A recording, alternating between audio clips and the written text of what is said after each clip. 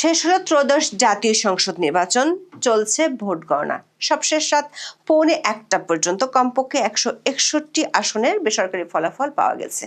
তাতে দেখা যাচ্ছে বিএনপি জোট 122টি আসনে বিজয় নিশ্চিত করেছে। অন্যদিকে জামাত জোট 38টি আসনে জিতেছে। তবে রাত যত গভীর হচ্ছে, ফলাফল নিয়ে রাজনৈতিক দলগুলোর মধ্যে উত্তেজনা বাড়ছে। 11:50 দিকে করা সংবাদ সম্মেলনে জামাতের আমির অভিযোগ করেছেন, কিছু কিছু আসনের ভোট গণনা ও ফলাফল নিয়ে ইঁদুর বেড়াল খেলা চলছে। সরাসরি কারচুপির অভিযোগ না করলেও দাবি করেছেন অনেক কিছু হয়েছে। বিগ শট প্রার্থীর মধ্যে জামাতের সেক্রেটারি জেনারেল গোলাম পরোয়ার হেরে গেছেন। তারেক রহমান বগুড়া ও ঢাকার 2টি আসনে, মির্জা ফখরুল, সালাউদ্দিন আহমেদ সহ বিএনপির বিগ শটদের বেশিরভাগই জয় পেয়েছেন কিংবা জয়ের পথে আছেন। জয় পরাজয়ের যে ট্রেন্ড পাওয়া যাচ্ছে, তাতে বিএনপি সরকার গঠনের জন্য প্রয়োজনীয় 151টি আসন জিতবে বলে ধারণা করা হচ্ছে। দিনভর অপেক্ষাকৃত শান্তিপূর্ণ ভোট হলেও সারা দেশ জুড়ে নানা অনিয়মও হয়েছে। বিশেষ করে অনেক ভোটার অভিযোগ করেছেন তাদের ভোট আগেই দেওয়া হয়ে গেছে। এছাড়া কয়েকটি কেন্দ্রে ককটেল বিস্ফোরণ এবং মারামারির ঘটনা ঘটেছে। ভোট গ্রহণের দিন দেশের বিভিন্ন স্থানে বিএনপির এক নেতা, এক প্রিজাইডিং কর্মকর্তা, এক পোলিং কর্মকর্তা সহ অন্তত 9 জনের মৃত্যু হয়েছে। তাদের মধ্যে কয়েকজন ভোট কেন্দ্রে গিয়ে, কেউ ভোট দিয়ে ফেরার পথে এবং কেউ কেন্দ্রের দায়িত্ব পালনকালে অসুস্থ হয়ে পড়েন। কোথাও মৃত্যুকে ঘিরে অভিযোগ পাল্টা অভিযোগও উঠেছে। প্রধান নির্বাচন কমিশনার এএমএম নাসির উদ্দিন বলেছেন, এই নির্বাচনকে তিনি পারফেক্ট বলবেন না, তবে অতীতের তুলনায় যে কোনো মানদণ্ডে এই নির্বাচন ভালো হয়েছে। তবে ভোটের হার আশাব্যঞ্জক না হওয়ায় অনেক বিশ্লেষক মনে করেন, অন্তর্ভুক্তিমূলক নির্বাচনের যে দাবি দেশীয় আন্তর্জাতিক নানা পক্ষ থেকে করা হয়েছিল, সেটির যৌক্তিকতা ফুটে উঠছে।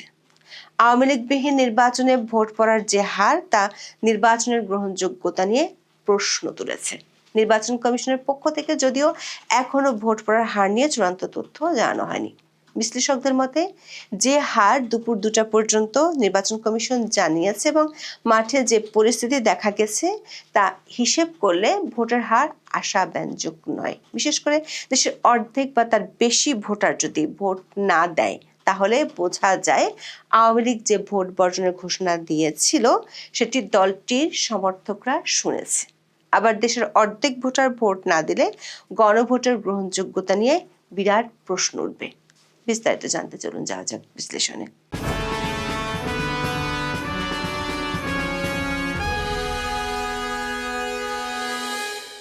রাত 12টা পর্যন্ত সময় টিভির লাইভ খবরে বলা হয়েছে বিএনপি জোট 122টি আসনে, আর যমুনা টিভির খবরে বলা হয়েছে 120টি আসনে জয়ী হয়েছে।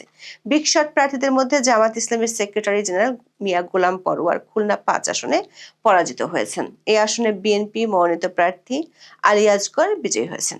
সুনামগঞ্জ 2 আসনে হেরে গেছেন জামাতের প্রার্থী শিশির মনির। এই আসনে জিতেছেন বিএনপির প্রার্থী মোহাম্মদ নাসির চৌধুরী। এনসিপি নেতা সার্জিস আলম হারার সম্ভাবনা থাকলেও দলটির নেতা হাসনাত আব্দুল্লাহ, আক্তার হোসেন ও নাহিদ ইসলামের জেতার খবর নিশ্চিত হওয়া গেছে। ঢাকা ও চট্টগ্রামে বেশিরভাগ আসনে জিততে যাচ্ছে বিএনপি জোটের প্রার্থীরা। জামাতের আমির ডক্টর শফিকুর রহমান সবশেষ পাওয়া খবর অনুযায়ী জিতলেও নিজ কেন্দ্রেই হেরে গিয়েছেন। বরিশালের 6টি আসনে এগিয়ে আছে বিএনপি জোটের প্রার্থীরা। সিলেট ও সুনামগঞ্জে একই অবস্থা। বেশ বিতর্কের জন্ম দেওয়ার পর বিএনপির মির্জা আব্বাস ঢাকা 8 আসনে জয়ী হয়েছেন বলে ডয়েচে ভেলে বাংলার লাইভ খবরে জানানো হয়েছে। নির্বাচনী ফলাফলের যে ট্রেন্ড, তাতে দেখা যাচ্ছে বিএনপি সরকার গঠনের যে প্রয়োজনীয় আসন, তা নিশ্চিত করার দিকেই যাচ্ছে। নির্বাচনের পরপরই জামাত ইসলামের পক্ষ থেকে সন্তুষ্টি প্রকাশ করা হয়েছিল। দলটির পক্ষ থেকে বলা হয়েছিল তারা ফলাফল মেনে নেবে। কিন্তু রাত যত গভীর হচ্ছে, ততই দেশের নানা আসনে বিএনপি প্রার্থীদের জেতার খবর আসছে। এমন পরিস্থিতিতে রাত 12:45 দিকে সংবাদ সম্মেলনে আসেন জামাতের আমির ডাক্তার শফিকুর রহমান। তবে বিকেল ও সন্ধ্যায় তার মুখে যে জয়ের আশাবাদ শোনা গিয়েছিল, তা রাতে আর শোনা যায়নি। উল্টো তিনি পরোক্ষভাবে কারচুপির অভিযোগ করেছেন। সাংবাদিকদের এক প্রশ্নের জবাবে তিনি বলেছেন, অনেক কিছু তো হয়েছে, এখন তা বলতে যাচ্ছেন না। 11 দলীয় জোটের নেতাদের বৈঠক শেষে জানানো হবে। তিনি বিভিন্ন আসনে হুট করে গণনা বন্ধ হয়ে গেছে অভিযোগ করে তা নিয়ে প্রশ্ন তোলেন। বিএনপির পক্ষ থেকেও একই ধরনের অভিযোগ করা হয়েছিল।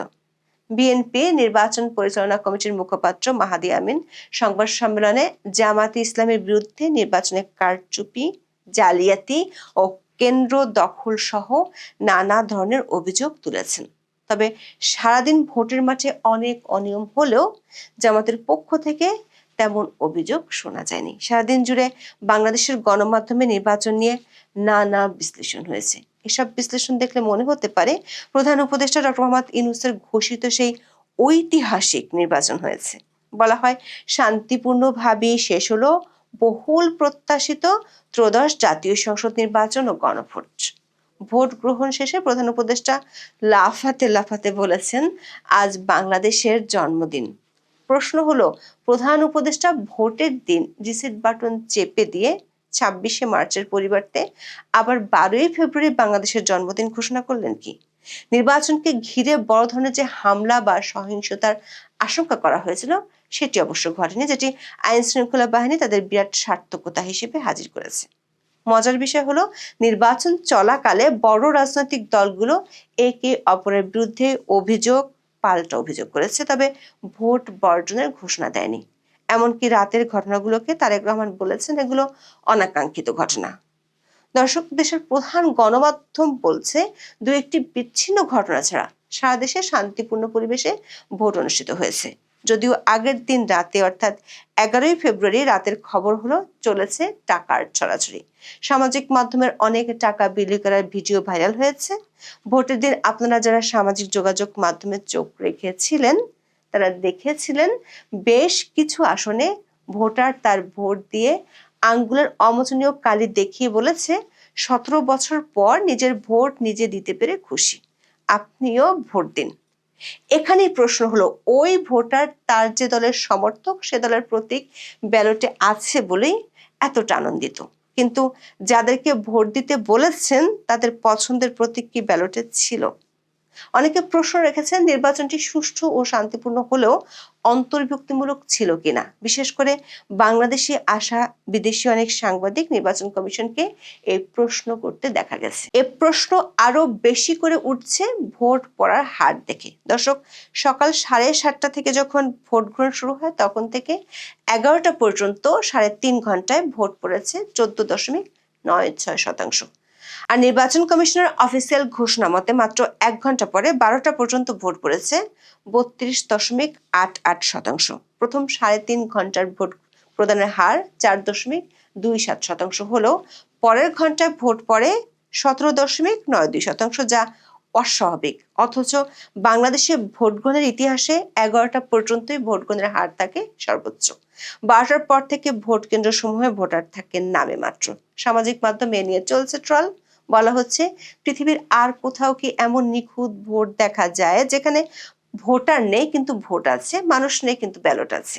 এই জাদুকরী নির্বাচনই তো ডক্টর ইউনূসের আমলে সম্ভব। নির্বাচন কমিশন থেকে দুটায় বলা হয়েছে 48% মতো ভোট পড়েছে, তবে সেটিও পূর্ণাঙ্গ, মানে সবগুলো ভোট কেন্দ্রের হিসাব নয়। দেশের এমন অনেক আসন আছে যেখানে 10 থেকে 20% ভোট পড়ার খবর পাওয়া গেছে। বিশ্লেষকরা মনে করেন আওয়ামী লীগ সহ অনেকগুলো দলকে বাদ দিয়ে নির্বাচন করার কারণে এমনটা হতে পারে। বিশেষ করে এতে আওয়ামী লীগ যে ভোট বর্জনের ডাক দিয়েছে তা সফল হয়েছে বলেও কেউ কেউ মনে করেন। যদি তাই হয় তাহলে বিশ্বব্যাপী এই ভোটের গ্রহণযোগ্যতা নিয়ে প্রশ্ন থেকেই যাবে। আবার এত কম ভোটের পার্সেন্টেজ নিয়ে গণভোটের গ্রহণযোগ্যতা নিয়েও প্রশ্ন থেকে যাবে। ঠিক কত শতাংশ ভোট পড়েছে নির্বাচন কমিশন থেকে সেই হিসেব পাওয়ার পর এ বিষয়ে পরিষ্কার ধারণা পাওয়া যাবে। এখন এ পর্যন্ত। সবাই ভালো থাকুন, সুস্থ থাকুন, নিরাপদে থাকুন। দেখা হবে আগামী পর্বে।